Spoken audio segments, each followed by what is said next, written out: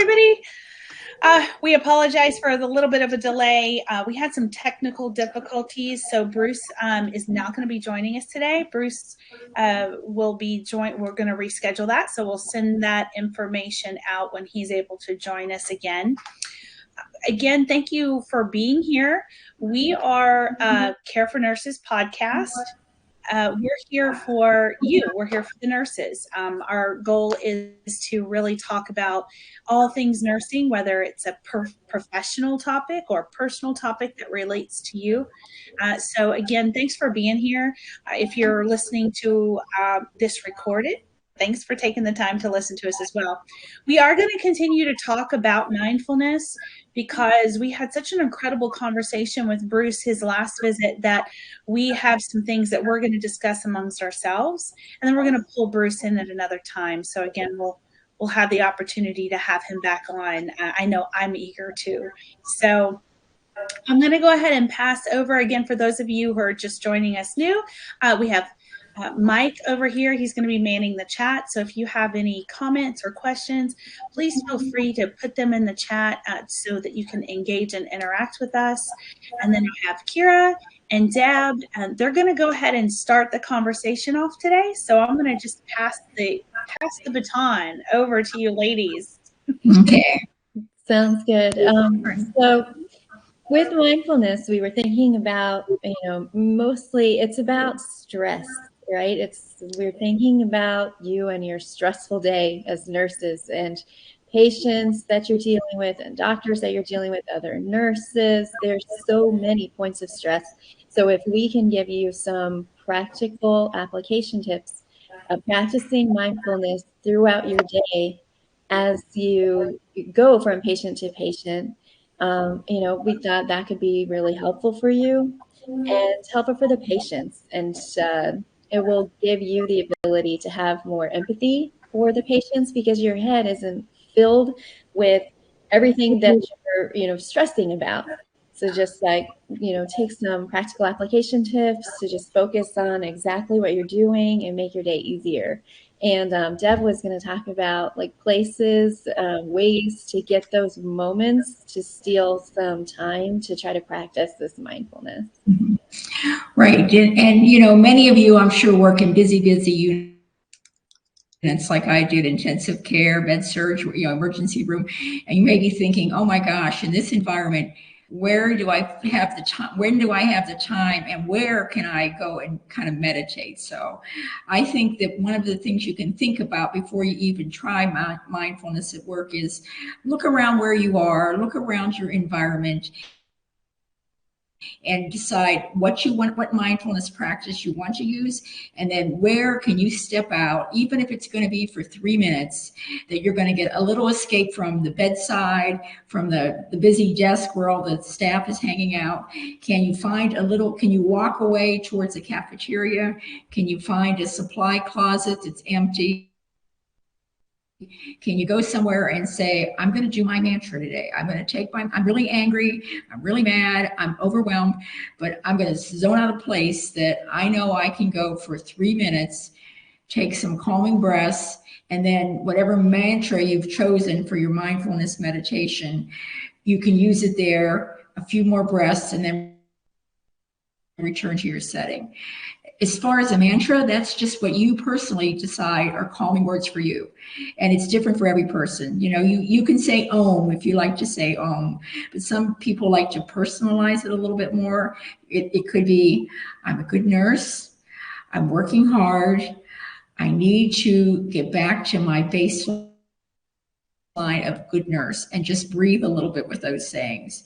It can be whatever works for you. I'm a good mom, I'm a good person, and I'm going to take good care of my patients, followed by a few more deep breaths. You obviously can't do that in the middle of a crowd. You can't do that at the patient's bedside. So the first task I'm going to give to you is scope out where you work and where could you go. Maybe some of you are lucky enough to have a place you could actually step outside, not in Nashville or right now because I know it's too cold and there's too much snow and it's raining. But think about, where can I give myself just even 3 minutes to be alone and be by myself? Okay. I don't know if you have other suggestions like that, Kira? Sorry, I was just going to say Deb's breaking up a little bit. If you guys see that, just because she's all the way in Germany, right? I am. Yeah, so I'm sorry, but I can repeat anything if you want me to. Or Kira, what do you? Good. No, it's fine. I just wanted to mention that because we appreciate you coming on from Germany. That's awesome. But I wanted to. Anyway, pardon me. Okay, I go just ahead. needed to add too, like when people think of mindfulness, sometimes they think, right, like I have to like, say a certain thing or all that.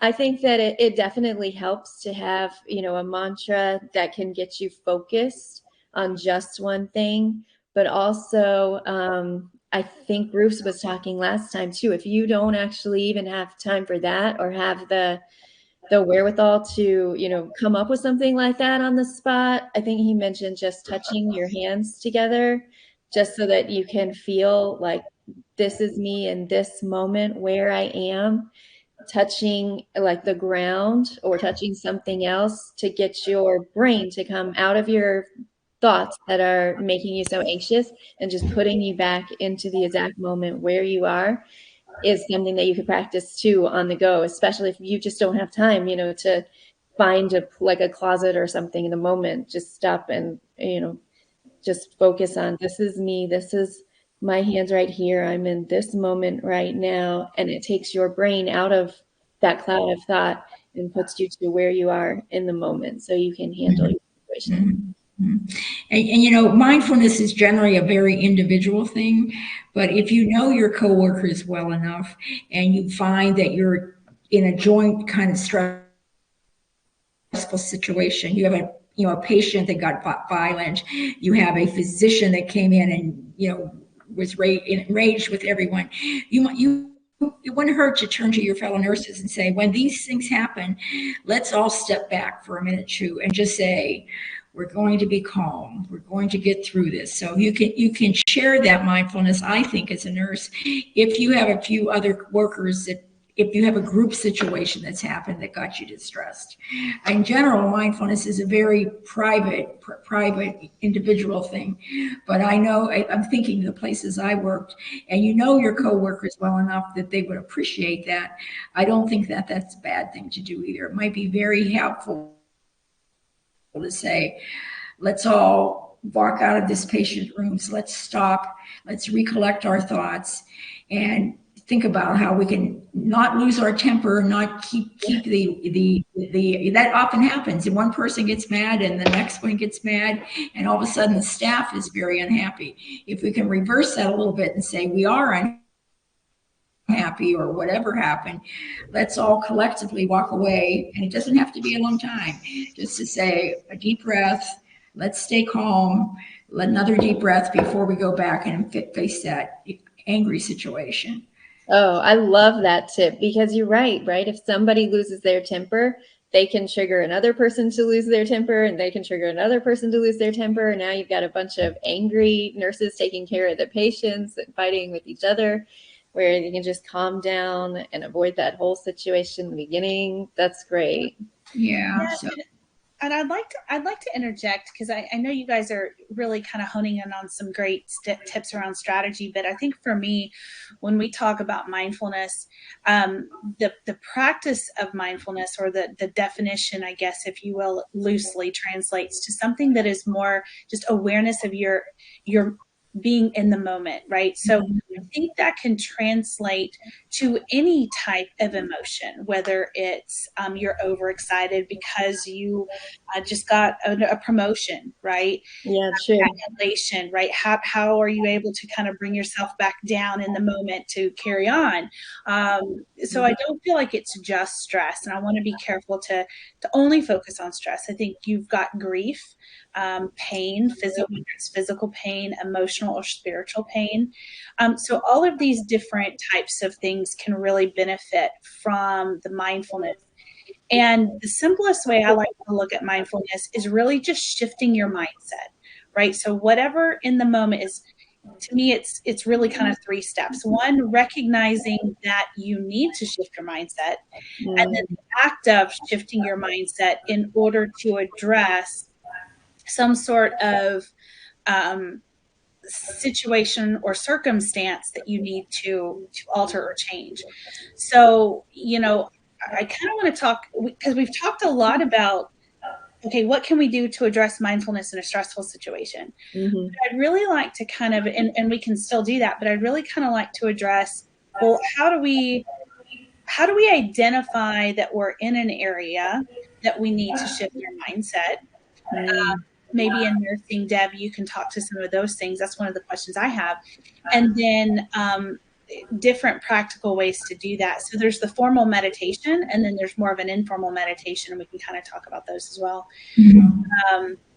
But I don't know, that's kind of where my mind went when I heard you all talking. So I wanted to that real quick.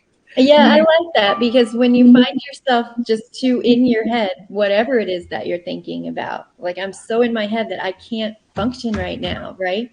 I experience that a lot as a mom, too, where my kids always need me for something, and I'm so in my head thinking about other things, and I need to just be able to be like, okay, breathe, be right here in this space so you can focus on them, right?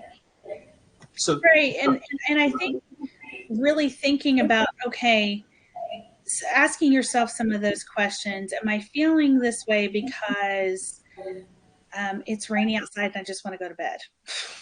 Yeah. Which is kind of my situation right now. Or are you feeling this way because you're hungry? You need to eat. Maybe you didn't take the time to really have a solid meal this morning. Maybe you don't have that time, but recognizing in the moment that, you know what, let me go grab a little quick snack as well. So really kind of focusing on the actual feeling and then shifting your mindset. And to your point, Kira, saying, you know what, I can incorporate some breathing techniques, or Deb, I can step away to that closet and sometimes it's sensory overload, and we just gotta get to a place where we can really focus on our thoughts. So I don't know. That's just kind of No, I agree. And one of the things you said I wanted to comment on too, sometimes it's patients' families, especially in a grief situation where you need mindfulness or you can't be of any value to the patients. If you're too wrapped up into, a patient died, the family, I've seen some families that are very, very loud and emotional during their grief. And you want to be able to say, I can't take all that. I need to step away and gather myself, because once I got myself gathered, then I can be of more comfort to a family. So that's a good example. It's not just stress. It's grief is another big one to think about. And sometimes if someone, even if you sees you or notices you walking away, they may take that as a cue. I need to step back. I need to calm down. And that's a way that you can demonstrate ways that you can kind of, by walking away and being mindful with yourself, when you come back, if you seem more calm, it might be a cue to other people to step back from whatever situation you're in. Even if they're not going to be a meditative type practice, stepping away from a situation helps others as well as yourself. Mm-hmm. Yeah. And you'll find that you're focusing on the actual conversation that you're having instead of on the conversation with yourself that you're having in your mind. That's to me, that was the biggest awareness, because Elizabeth said something earlier about what I heard was, first you need to even realize or acknowledge that this is something you want to try to do. Yeah. How do you know if you're not being mindful? So it's kind of like having this awareness that there's you, and then there's this voice in your head. Yeah. And they're not necessarily the same thing to me. Mm-hmm. And like even during this conversation, I keep bringing myself back to the present moment, because my head is formulating what I want to say, and I'm not really listening to all of you. Yeah. And so I actually have on my desk, I have a pink guitar pick. Mm-hmm. I have a hair tie. I'm like a fidget. Like I find that what helps me be mindful and be present is grounding to a physical object. Yeah. Sometimes I'll squeeze my finger I'll push my foot against the floor. It's almost like what. And so to me, it's like that's like a muscle to flex to just get out of my head and be in the state where I'm not thinking until it's time to say something. Right. Yeah. And to your point, Mike, you know, in other words, you're not on autopilot, right? Because I heard you say when you're like, well, I was thinking about this and I wasn't really listening. I think sometimes we get in this mode where we're on autopilot, especially in the workplace.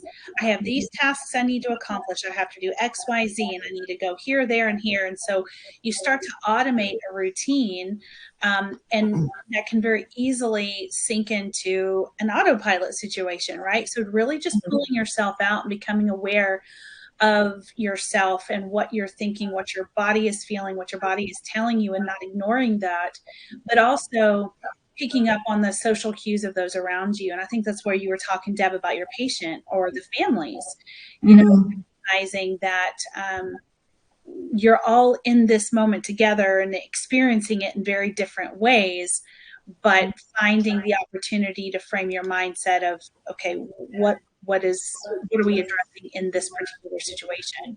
I might be jumping the gun here, but I do know our time seems to go so fast on this.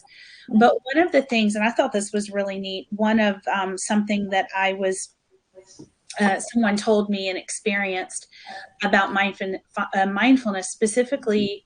Well, it could be for nursing or it could be for anything, really. It's not particular to nursing. But once you finish a shift, writing down something that you learned during the day. So if a way to close it out is, okay, I've learned this.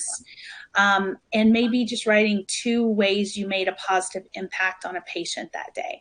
And it can be something very, very simple. And what they discovered when they started doing this was, they were putting closure to their day, so they could kind of just, I was signaling to their mind and their body that they were able to shift to home life and nighttime routine or whatnot. But it also ended it on a positive note. So if there was high anxiety during the day or a stressful situation, it helped them reframe their thought process in order to be able to decompress or wind down, so to speak, right? Some people, they may, instead of just doing something you learned in positive, they may write down, in addition to one question that they have, whether about themselves, about a situation, or something they may do differently, right? I had this situation happen to me. Upon reflection, I may try to do X, Y, Z instead, right? So there's a lot of different ways, because I think it just depends on where you're at in your mindfulness journey. But there are different things that you can ask yourself or write down or tell yourself at the end of every day. And so I thought that was a really neat. That's a great tip. Yeah. Yeah. And think about the benefits too of mindfulness. We already all have a different perception of almost everything we experience, right? And if, in addition to having a different perception of what we're all going through at the same time, like, you know, nurses all around the same patient dealing with the same problem, even if every one of the people is in their head thinking about something else, they're going to not hear some of the words that are said. You know, person 1 might hear something completely different than person 2, and you might have conflict that comes up or misunderstandings that come up based on just the fact that, you know, the people in the room are actually, you know, talking to themselves in their heads so much and thinking so much about something else. So if we can learn tips, you know, all of us with, you know, every day, everything we go through in our lives, if we can learn tips that keep us out of the conversations in our head and out of thinking about what we are worried about or what we are feeling, what we are going to be doing the next day, and we can really focus on where we are in the moment, we'll have so many less points of conflict and so many less misunderstandings. Yes. So it'll be like, this is actually what happened, right? We all heard the same words. It might be possible because, you know, nobody can get this right 100% of the time. But if we could all work on it, it sure would be much easier. Yes. And I wanted to add one little tip too, based on some of the things Mike said about having things in your hands. Yeah. If you have a smartwatch, you've already got a great tool to help you, because almost every smartwatch has some form of an app called Breathe, or you can download an app for meditation. But if you don't know what to do and you hit your Breathe button, it will guide you through 1 or 2 deep breaths, or however you set it. And and then it'll be up to you to think about mindfulness and what your mantra might be. But even if you find a place to step away, and I'm aiming at this at the younger nurses who are more used to technology, hit your Breathe app or whatever it is. And if you can just do that, that will help you start to be more focused, more centered, be more likely to go to where you can meditate at some point. So yeah, and you're right, Deb. You can even set that up on a schedule to do it for you automatically, whether it's every hour, every 5 hours, whatever. You can actually set that up on a schedule. I've done that, and it is effective. You're like, I have one too. It'll vibrate my wrist. Time to breathe, and it shows you your breath going in and out. Well, I have to say, every once in a while, it does that for me, and I'm going, are you kidding? I don't have time to breathe right now. But I'm more of a place when I need it. You can't. Or I need an extra little push, a little click there to say it, because it's it's amazing. Just we want to, most of us probably think we need to have this official meditation, that's going to take 10 minutes, but it's amazing just how a deep breath, and you just take a moment in the middle of the day, it makes a difference. I was at a business meeting this morning, one of those ones where you got to go around the room and stand up and give your commercial. Yeah. I always get anxiety even after years of doing that. And I consciously, and I write notes to myself to do this. I'm like, remember to take a breath. And I did a little meditation, 10 seconds, and I swear it made a difference. Oh yeah. But it's like a muscle. You got to practice it, and it gets better. But I love what you said, Elizabeth, about autopilot. It's like, imagine a life where you're making decisions about what to do next and not just reacting to everything. Right. How many things do we just do that we don't even think about? And who's running your life if that's happening? You're just on pre-programmed autopilot. That's such a huge thing to make any change in your life. To me, mindfulness is the bedrock to everything. Yeah. Well, and to your point, it's truly mindfulness. People kind of get stuck in this. Oh, mindfulness is a way to address a stressful situation, but that's not actually the case. The conversation around mindfulness is intended to be a lifestyle and a lifestyle change, right? Being present. Good point. Yes. And so, while you can use mindfulness techniques to help in a stressful situation, it really is an entire lifestyle change. And so I'm looking forward to Bruce coming back. I think we're talking to him about maybe coming back for mindfulness, but also we discussed having him talk a little bit about, Kira, what was it that you said? Hypnosis and hypnosis. So we've got some much more. We have a lot of opportunities to continue talking about this. Does anybody have any final thoughts they want to share before I do a little quick goodbye? Just back to kind of what we were talking about with having some kind of fidget toy in your head. I mean, not your head. Sorry, in your hands. It really does help your brain focus on what it's doing in its hands, so that it's not worrying so much about what it's thinking about in its head if you're not focused on what's going on. Quick example, I was using it with my daughter. She was having some anxiety over just going to the bathroom, just sitting down to go to the bathroom. She was afraid. She was just afraid of the motion of sitting down, because when I sit down, it hurts, right? And I gave her a toy, just play with this when you go into the bathroom, and don't think about anything else. Just play with this toy, And she goes in, I kid you not, she goes in now playing with the toy, and she sits and she has no problem. Yay! Yay! And it was such a good example of how mindfulness helps us get out of our head. We can avoid that whole fear and the alarm going off in our head saying, no, something's wrong, right? And then we go into fight and flight. And we've had so much drama over that in our household. And that little fidget toy, just to get her mind focused on the toy and not on those scary thoughts, made such a difference. Wow. Well, that could even translate to patients who are nervous about a procedure or blood draw or, anything of the nature, right? Yeah. Just helping them, hey, let's find a focal point. What's something you want to look at? And then tell me about it. Tell me what you're seeing. Tell me what you're hearing. Even if you don't have something physical that they can, just having them focus on something and describe it to you. Yeah. Would be, or think of something. Maybe they don't physically bring them to the present. Correct. So those are all really great. I would love to hear your comments. Please put in the comments below on this video some things that maybe you've done in the workplace or at home to kind of help continue to bring yourself back into the moment so that you can practice mindfulness as a way of life. I would love to hear some of those. We're going to be focusing on submitting some additional techniques over the course of the next several months. So we'll be posting stuff too. Be on the lookout for that. I know that we're going to reschedule Bruce.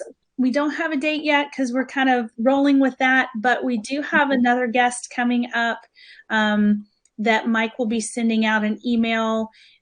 Mike, do you want to do a quick little intro, or do you want to wait and send that out in an email? I know I'm kind of putting you on the spot for that. Well, yeah, we're still hammering out the exact details, but okay.